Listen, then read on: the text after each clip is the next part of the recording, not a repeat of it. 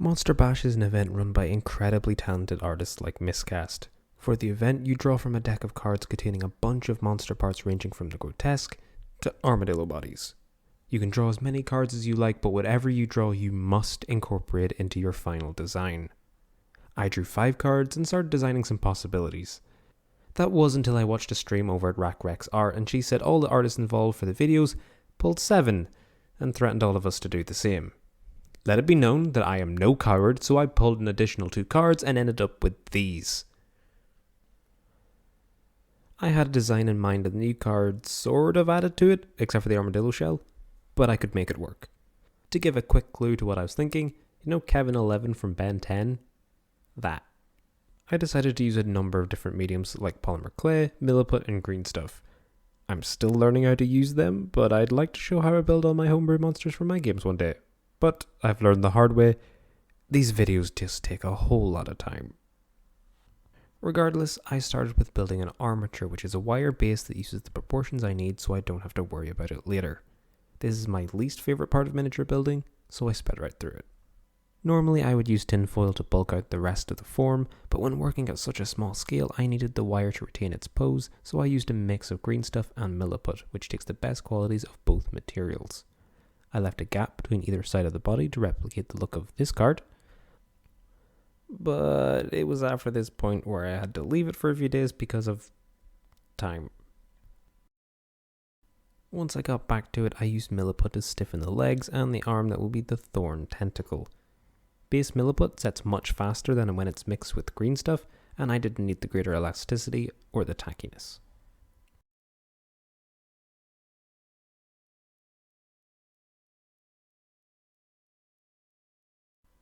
I also made some wings off camera so I could make a mold for see-through resin wings.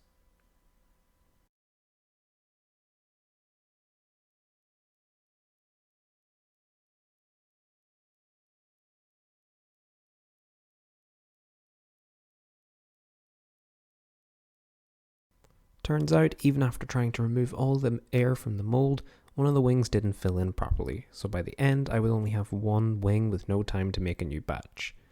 These things happen, so I just plowed on. Back to the rest of it, once the milliput had dried I began adding the base of the limb that will house these jaws. I used a softer Sculpey because I didn't need to sculpt details, I just needed to create a base that wouldn't bend and was attached to the model. And this is where I really needed to make a decision. The whole recording process was slowing me down since I'm not used to it, and I was running out of time. And I really wanted to have it all finished so I could just focus on getting the thing done. But this video isn't done. So before I show you the finished product, I'm going to tell you a story. Some backstory. Once, there was a knight who loved a member of royalty. To win their hand, they set off on an adventure. With their trusted armour, forged with the plates from armoured mammals, they pushed forward into the dark. After days of marching, they found themselves in the midst of a land of bramble and thorn, each step tearing further into their plate, wrenching rations from their pack, their weapon from its scabbard, and flesh from their bones. With empty stomach and empty veins, darkness took the night. They awoke for the first time, changed. Instead of flesh and blood, their right arm was one with the thorn and root that had claimed them. This would not stop them. They pushed forward. The bramble cleared the forest. The thorn gave way to the sting of insects.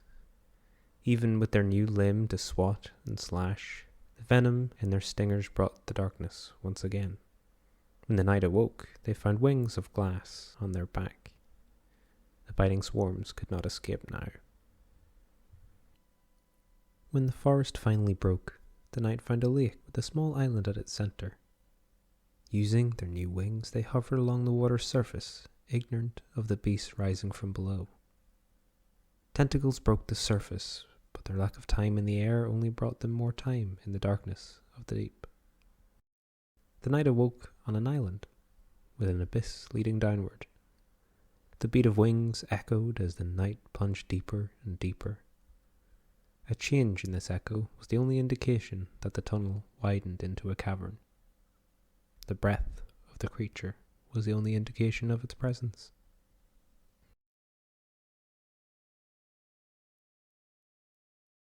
The battle was long and lasted until the noon sun snuck its way into the cave, greeting the final breaths of both creatures lying exhausted.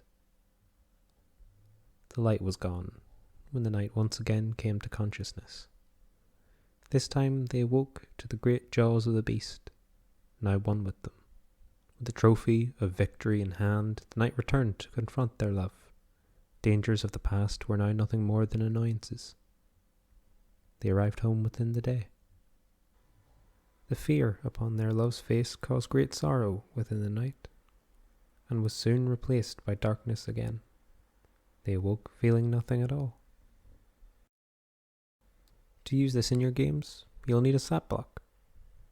These stats will be for this particular individual. If you want to give the ability to one of your existing NPCs, I will show you how to do that after. This individual was a trained knight, and by the end had numerous additional muscles added to their body over their journey, so strength is up at 18. But with the vast mass of this knight, it does slow it down, so dexterity is at 17. An undying knight is pretty hard to kill, especially when it solos an undisclosed legendary creature, so constitution is up at 22. But taking that fight in the first place is not something every person would do, so wisdom is at 11 and intelligence is at 10. Charisma is at 13. The knight couldn't marry because of social station and the terrifying growth on their body, so they have a presence, they just aren't relatable. Base movement on the ground is 30 feet like your traditional humanoid, but with a 40-foot flying speed. The SC is up at 18. That armadillo shell has to come in handy somehow. They also have absorbed a creature who could fight in complete darkness, so they have blind sense out to 15 feet. The knight doesn't have a sword anymore, but it does have its arm of vine and tentacles, which it can use to deal 1d10 plus 4 piercing damage and restrains the target. Then there are the jaws. On a hit, the jaws do 2d12 plus 4 piercing damage. If the target is restrained by the tentacles, the attack is made with advantage, so a higher chance to get a juicy crit. Now, if you wish to give these abilities to one of your existing or future NPCs, all you have to do is this. On a death, you take something from the creature that killed it and give it to the character, and then give +1 to one of its ability scores. It's fairly simple.